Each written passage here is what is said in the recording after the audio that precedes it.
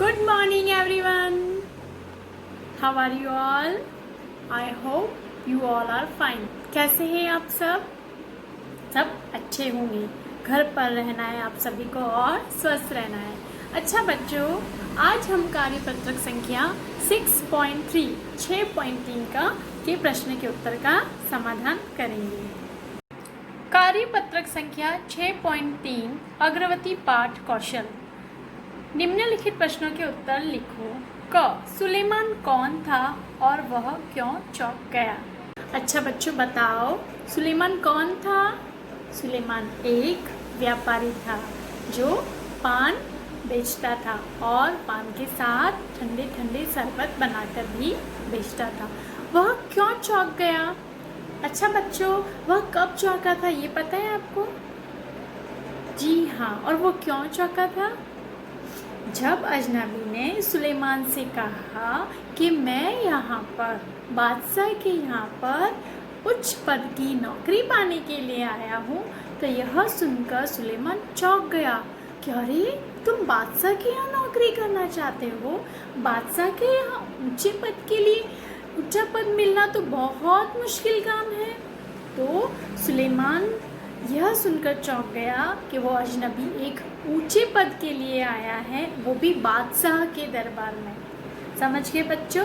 तो आपको ये लिखना है, पहला तो ये लिखना है सुलेमान कौन था। सुलेमान एक व्यापारी था जो पान बनाता था तथा वह मीठे मीठे शरबत भी बेचता था। और दूसरा है सुलेमान क्यों चौंक गया। सुलेमान जब अजनबी ने सुलेमान से कहा कि वह बादशाह के दरबार में ऊंचे पद पर नौकरी पाना चाहता है, तो यह सुनकर सुलेमान चौंक गया कि बादशाह के दरबार में ऊंचा पद प्राप्त करना तो बहुत मुश्किल काम है और बहुत कम लोग इस ऊंचे दर्जे तक पहुंच पाते हैं। यह सुनकर सुलेमान चौंक गया। दूसरा प्रश्न है, बीरबल ने उस आदमी को चूने की जगह दही ले जाने के लिए क्यों कहा था? अच्छा बच्चों बताओ, उस बीरबल ने उस आदमी को दही ले जाने के लिए क्यों कहा था? वो जब शेर भर चूना मांगने आया था उस सुलेमान के पास, तो उसने ऐसा क्यों कहा कि तुम दही ले जाओ? तो आपको ये लिखना है कि जब ये पता चला कि जब उस आदमी ने ये बताया कि वे बादशाह के दरबार में बादशाह के लिए पान की गिलोरियाँ बनाता है, तो यह सुनकर बीरबल को दिमाग में एक उपाय सूझा। बीरबल को यह शक हुआ कि ज़रूर इस आदमी ने पान की गिलोरी बनाते वक्त चूना अधिक लगा दिया होगा, जिससे बादशाह की जीभ कट गई होगी। तो बादशाह इसे दंड के रूप में सेर भर चूना खाने को देना चाहते हैं। समझ आ गया? बादशाह उसको सेर भर चूना खाने को देंगे जिससे उसकी मृत्यु हो जाएगी। तो यह एक दंड था। बादशाह ने उस आदमी को दंड के लिए चूना मंगवाया था।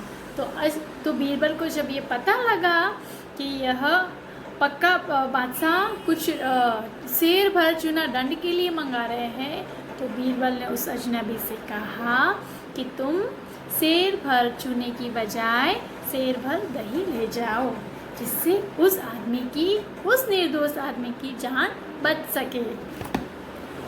प्रश्न ग, यदि आप बीरबल के स्थान पर होते तो उस आदमी की मदद कैसे करते? जी हाँ बच्चों, इसका उत्तर आप स्वयं देंगे। मैं आपको समझा सकती हूँ कि आप इसका आंसर क्या क्या दे सकते हो। जैसे मैं अपनी तरफ से बताती हूँ कि हम इसमें ये भी लिख सकते हैं कि अगर उस आदमी की जगह हम होते तो उस बीरबल की जगह अगर हम होते तो क्या मदद करते। तो हम भी, अगर हमें ये शक हो जाता कि बादशाह उसे सेर भर चूना खिलाकर दंड देना चाहते हैं, तो हम भी उसकी मदद करते, या तो दही भेजकर और या फिर उस आदमी की बजाय खुद दही ले जाकर हम उसकी मदद कर सकते थे। और भी इसके बहुत सारे उत्तर हो सकते हैं। आपको खुद सोचना है और खुद इसका आंसर लिखना है। ओके बच्चों, ये थे आपकी कार्यपत्रक संख्या 6.3 अब हम कार्यपत्रक संख्या 6.4 की ओर चलते हैं। अच्छा बच्चों, बताओ मैंने ये क्या लिखा है? मैंने लिखा है किस्मत और भाग्य। क्या लिखा है? किस्मत और भाग्य। अच्छा बच्चों, ये बताओ किस्मत का मतलब क्या होता है और भाग्य का मतलब क्या होता है? क्या दोनों का मतलब अलग अलग होता है? नहीं, दोनों का मतलब एक ही होता है। मतलब दोनों समान अर्थ रखते हैं। समान अर्थ वाले शब्दों को हम समानार्थी कहते हैं। इसका विस्तार से विवरण मैंने आपको पिछला जो पाठ था, पाठ 5 में किया है। फिर भी मैं एक बार आपको अच्छे से समझा देती हूँ। समानार्थी शब्द एक जैसे समान अर्थ बताने वाले शब्द समानार्थी। किस्मत अलग शब्द है और भाग्य अलग शब्द है, लेकिन दोनों का अर्थ क्या है? समान। किस्मत मतलब भी और भाग्य मतलब, दोनों का मतलब एक ही होता है। इसी तरीके से मैं आपको कुछ और उदाहरण देकर समझाती हूँ। देखो बच्चों, कार्यपत्रक संख्या 6.4 मध्यवर्ती शब्द कौशल। इस वाक्य को पढ़ो। अजनबी ने कहा, मैं जानता हूँ फिर भी मैं अपनी किस्मत आजमाना चाहता हूँ। देखो बच्चों, इस वाक्य में किस्मत है। किस्मत का मतलब होता है भाग्य। किस्मत शब्द को हम भाग्य भी कहते हैं। दोनों का अर्थ एक ही है। एक से अर्थ वाले शब्दों को पर्यायवाची या समान अर्थ वाले शब्द कहते हैं। देखो बच्चों, यहाँ एक चित्र है जिसमें एक लड़की बोल रही है, माँ देखो चांद निकल आया। वहीं पे एक बच्चा बोल रहा है, आज पूरा चंद्रमा निकला है। यहीं पे इसके पापा बोलते हैं, इंदु जानती हो तुम्हारे नाम का मतलब भी चांद होता है। और यहाँ छोटा वाला जो बच्चा है वो बोलता है, मम्मी देखो चंदा मामा। तो देखो बच्चों, यहाँ पर चांद के कितने सारे नाम हैं। ये सब चांद के बारे में ही बता रहे हैं, लेकिन सबने इसका अलग अलग नाम बताया है। इसने इसको चांद कहा तो इसने चंद्रमा, इसने इसको चंदा मामा चंदा कहा, तो वहीं पे इंदु का मतलब भी चांद होता है। मतलब नाम अलग अलग हैं, शब्द अलग अलग हैं, लेकिन अर्थ क्या है? एक। अर्थ क्या है? वही। बोल किसको रहे हैं? चांद को, पर इसके नाम अलग है। शब्द भिन्न पर अर्थ वही पर्यायवाची शब्द या समानार्थी शब्द कहलाता है। इसी तरीके से बच्चों, जैसे बाहर बारिश हो रही है तो हम बारिश का समानार्थी लिखकर वाक्य को बदल सकते हैं। बाहर बरसात हो रही है, बाहर वर्षा हो रही है, तो बारिश का समानार्थी क्या हो गया? बरसात और वर्षा। जैसे आज रात को चांद निकलेगा, तो इसमें हम दो शब्द हैं जिनके समानार्थी निकाल सकते हैं। रात, तो ऐसे बोल सकते हैं हम, आज रात्रि को चांद की जगह चंद्रमा लिख सकते हैं, चंद्रमा निकलेगा। फिर रात का शशि को निशा को चंद्रमा की जगह चंदा मामा या इंदु निकलेगा।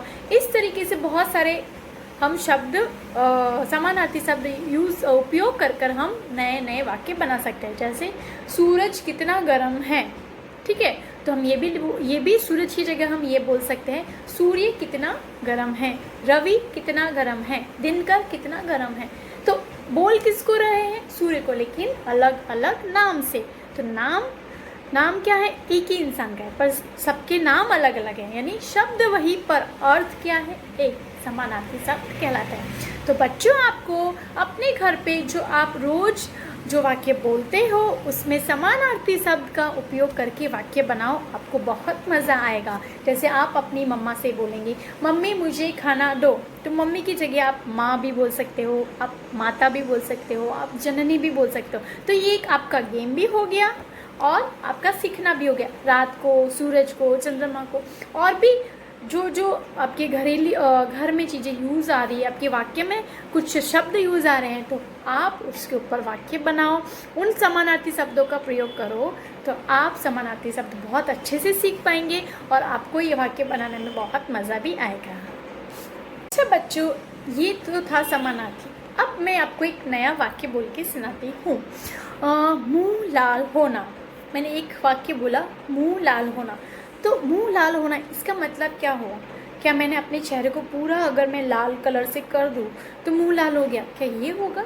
नहीं, मुंह लाल होना का मतलब अलग होगा। मतलब गुस्सा करना, किसी भी वाक्य को और संवार कर नए तरीके से कविता के रूप में लिखना मुहावरा कहलाता है। मुहावरा मतलब किसी भी बात को विशेष अर्थ देने के लिए जो हम वाक्यांश बनाए जाते हैं उसको हम मुहावरे कहते हैं। वो बहुत रोमांचक होते हैं, बहुत मज़ा आता है वाक्य को बोलने में। इसके बारे में आपको डिटेल से मैं पूरा वीडियो बनाऊंगी, आप उसमें अच्छे से समझेगा। अभी हम चलते हैं कार्यपत्रक संख्या 6.4। देखिए बच्चों, ये है समानार्थी उम्मीद। उम्मीद का समानार्थी शब्द हुआ इच्छा, आशा या निराशा। तो उम्मीद मतलब होता है आशा करना। ठीक है बच्चों। व्यापारी, व्यापारी का समानार्थी या पर्यायवाची व्यापार, ग्राहक या सौदागर। व्यापारी मतलब सौदागर। इच्छा, अनिच्छा, चाह या कमजोर। तो इच्छा मतलब चाह। मुश्किल मतलब आसान, कठिन या परेशान। मुश्किल मतलब कठिन। ये है समानार्थी शब्द। अभी मुहावरा देखिए बच्चों, अकबर बादशाह का मुंह गुस्से से लाल हो गया। गुस्से से लाल होना वाक्यांश का अर्थ है बहुत नाराज होना। आपका मुंह गुस्से से लाल किस बात पर होता है, लिखकर बताओ। बच्चों, अकबर का मुंह गुस्से से लाल हो गया।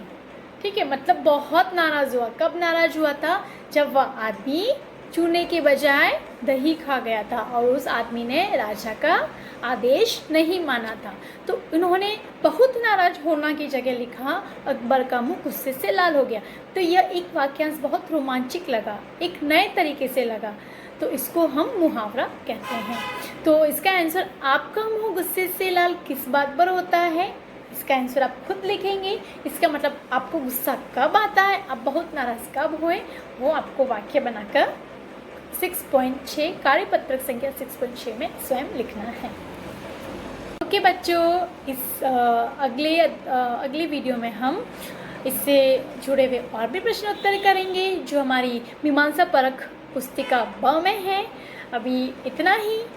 घर पर रहे, सुरक्षित रहे। थैंक यू, धन्यवाद।